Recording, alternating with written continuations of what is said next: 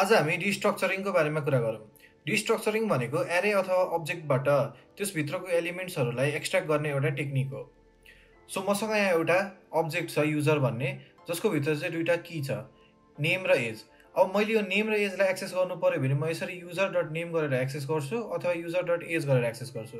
अब यही कुरालाई हामी डिस्ट्रक्चरिङबाट गर्ने हो भने चाहिँ यसरी पहिला सुरुमा कन्स्ट भनेर लेख्ने, त्यसपछि एउटा कर्ली ब्रेसेस दिने र इक्वल्स टु हाम्रो अब्जेक्टको नाम दिने, यसरी युजर। अब यसको भित्र चाहिँ म यहाँ भित्र भएको कीलाई डाइरेक्टली कल गर्न सक्छु, लाइक नेम कमा एज भनेर। सो यति गरेपछि अब मैले यो नेम र एजलाई एक्सेस गर्नको लागि युजर डट नेम गरिराख्नु परेन, सिधै अब मैले यसरी नेम र एज गर्न मिल्यो। सो अब म यो कोडलाई एक्जिक्युट गरेँ भने नोड इन्डेक्स भनेर यसले मलाई के दिन्छ त, नेम र एजको भ्यालु प्रिन्ट गरेर दिन्छ।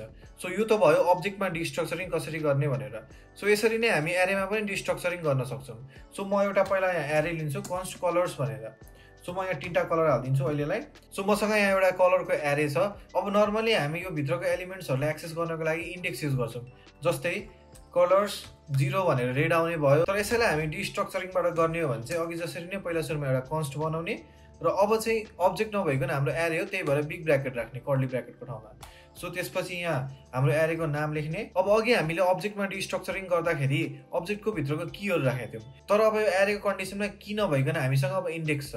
सो अब यहाँ इन्डेक्स नराखिकन हामी जे नाम दिँदा पनि भयो। जस्तै मैले यहाँ फर्स्ट, यसरी सेकेन्ड कमा थर्ड भनेर दिएँ र अब म यहाँ गएर कन्सोल डट लग यसरी फर्स्ट सेकेन्ड थर्ड गरेँ भने अब यसले मलाई माथि एरेमा भएको कलर्सहरू प्रिन्ट गरेर दिने भयो, यसरी रेड ब्लू र ग्रिन।